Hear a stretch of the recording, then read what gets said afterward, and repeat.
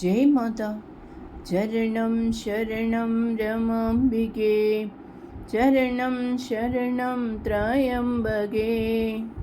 Make your home an abode of God and your home life an expression of God love. By embracing the spirit of dedication and adopting the path of love, you can convert your life at home into a sweet penance for perfection.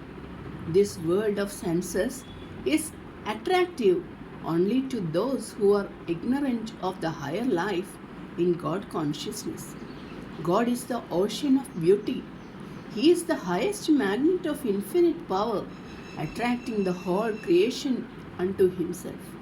In the vision of His beauteous face, in the adoration of His lotus feet, abides everlasting bliss. He is dead to the world who has gained a birth in the realm of God love. He who has caught a glimpse of divine beauty, he who has enjoyed a drop of God love, can never fall a prey to the world's attraction. Children, listen with undivided mind and reverent faith this word of Mother. God, whom you seek, is already with you as your constant companion. He is dwelling in the chamber of your heart, ruling the whole universe. He is the very self of your personality. When you utter the word I, you are actually referring to Him, but you do not know it owing to ignorance and consequent identification with the non self. Everyone instinctively loves himself above everything else in the world, for God is dwelling in every heart as the innermost self. But you have to realize this secret through proper sadhana. God is intuitively known through the enlightenment of the soul.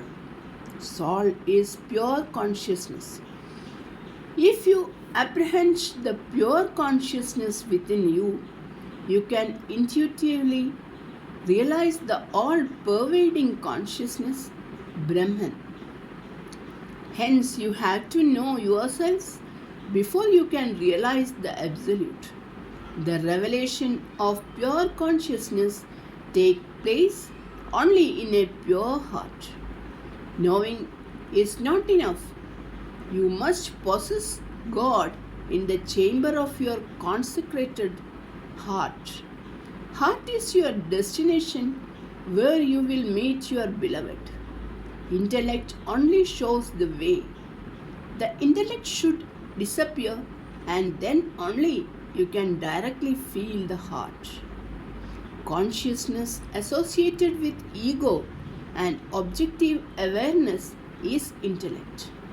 When ego and objective awareness are transcended through the discipline of yoga, you reach the heart. Verily, pure consciousness itself is the heart.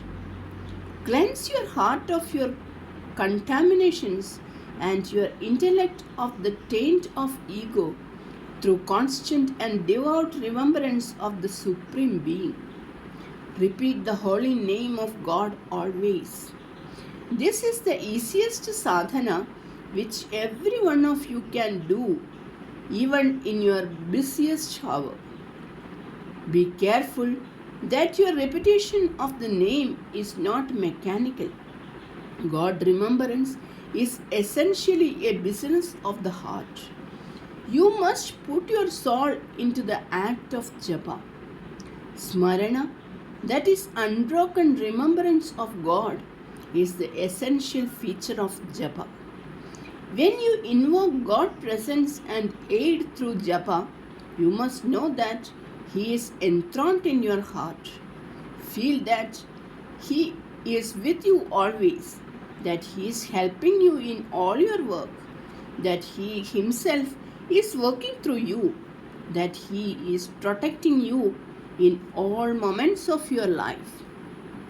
All names of God are equally holy and effective, but one should become the initiate of the name through the grace of the Master if he is to experience the efficacy of the name. Put your faith and love into the practice of the name, and you will know that the name itself is God. The devout chant of the name, aided by love of God, takes you to the empire of wordless peace within the recess of your heart. There is a name which is silent, that is consciousness itself. In the intimacy of your relationship with the name, you will realize your nearness to God, whom the name indicates. When you feel the love of the name, be sure that you are nearing the sacred shrine of Almighty Love. In the beginning of the practice of sadhana, imagination, bhavana is essential. Imagination is an aid to develop concentration. Bhavana intensified becomes bhava, actual and intimate feeling. Bhava, that is feeling, leads to sphurana, inspiration. Inspiration substantiated by unbroken meditation results in the dawn of knowledge. Knowledge eventually merges into experience of the ultimate reality. Reasoning is transcended in faith. Love of God transcends even faith. Experience of non-dual absolute transcends even the attribute of love. From the summit of this unitive experience of consciousness, the seer comes to the world to express the ineffable through dynamic love. It is this love which Mother wants you to express in your home life. Surrender your ego at the feet of the cosmic doer, God. Then you will experience the peace and relaxation of samadhi in your work and life in home. When you travel in the train, you do not have to carry your luggage on your head, for the train carries you and your luggage. The burden of the world is on the shoulders of the Almighty. It is foolish on your part to feel the burden of life. The Father of the universe has the burden of looking after all his children. When you hug egoism, you are actually denying him. Look up to him as your sole guide and guardian, and he will safely carry you through all the vicissitudes of life. He will take upon himself the burden of your life and work. Have no doubt about it. It is because of egoism that you think you are a doer. Deny the ego and you will know that the Almighty is the all-doer. When you give up the elusive ego sense in the attitude of absolute surrender to God, you will become conscious tools in the Master's hands. Then the divine music of his flute will flow through every pore of your being and thrill the whole world with the heavenly message of love. Then every action of yours will become righteous, divinely rhythmic, free of friction, harmonious, devoid of the taint of self, and invested with infinite good, not only to you but to the whole world. When you give up your sense of agency, when you consider your work as a work of the divine, even the kitchen where your work becomes a holy hall of sacrifice, yajñashala, and the food you prepare, a consecrated offering to God. Repeat the name of God while cooking food and also while serving it to the members of the family. Feel that you are serving and feeding your chosen deity. Then the food which you prepare becomes pure and holy, and those who eat it also will be purified.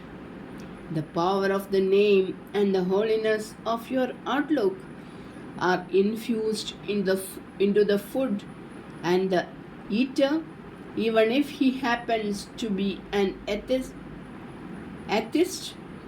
will slowly recover faith in God. Such is the power of the name and the glory of devotion. What a mighty soul force is lying latent in your tiny frames. If you raise your head towards the heaven, the whole human society will come to possess a new life and a new energy. If you make up your mind, you can do anything you wish. In you is the power to destroy as also to create, to curse as well as to bless. In you is the glorious Sita of matchless purity, seated on the throne of consecrated heart. In you is also the Shurpanakha, the embodiment of Rajasic nature. Manifest your sattvic side of nature and aspire to grow into the likeness of Sita Devi through power of purity and spirit of self-sacrifice. Bring forth the latent power of your imperishable soul. The betterment of the nation, the progress and prosperity of the society depends mainly on the conditions in which women live. Therefore, to serve the nation effectively, to work for the advancement of the society, is to better the lot of the woman. Women are the salt of earth. They are the moving embodiments of creative energy. They are the deities of force, Shakti Devatas. Only those people have risen in spirituality as well as in material prosperity who have taken themselves to the worship of the universal energy in its moving images, the women. Where women are honored and cared for, where they are made happy, where motherhood is revered and worshipped, there alone prosperity has reigned and auspiciousness has shone in all its glory. Rue the day when women are ignored and uncared for. Where they live a miserable life, there the reign of unrighteousness has already started. All of you know the story of the divine pair of Pauranic fame, Rama and Sita. When Sita Devi left Ayodhya, it was as if the strength of the whole kingdom was lost. Misery, darkness, veil upon veil. This was the lot of the country from which Sita went away. Who is Sita? Sita is not a mere personality. She is the cosmic force. She is the dynamic divinity, the universal energy, Shakti. Wherever you find a splendor of dharma, the power of purity, the peerless strength of self-sacrifice, the force of silent fortitude, there a bit of Sita power is made manifest. Verily, Sita is the Mother Supreme, who dwells in the heart of all, but manifests to a great extent in women. Where women has been insulted, where she has not been given the rightful honor, where she has been subjected to abject slavery, there the demon of destruction has danced. What was the cause for the downfall of the entire Kaurava race? It was nothing but the inhuman treatment meted out to that noble woman, the incarnation of divine fortitude. Draupadi, what, brought about the destruction of Ravana and his race?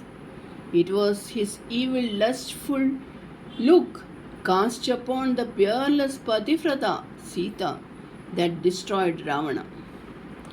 India of yore produced Gargi and Maitreyi, who rose above the earthly vanities and proclaimed the glory of wisdom of self. She produced Savitri and Anasuya, who showed the world the might and purity of wifely loyalty. Pativratya Dharma. She produced many a heroic woman in the past. From this sacred soil, from the womb of Bharat Mata, will again come such glorious gems of womanhood who will show the world the glory of a God attuned life of service and self sacrifice. The power of Dharma should penetrate into the kernel of womanhood, wifehood, and motherhood. Endowed with this force, the woman represents the divine motherhood on earth. She has the power to give manliness to man. She is capable from the position of her consciousness of identity with the Divine Mother of bestowing Purushartha. Charanam Sharanam Ramambige, Charanam Sharanam Trayambage. Jai Mata.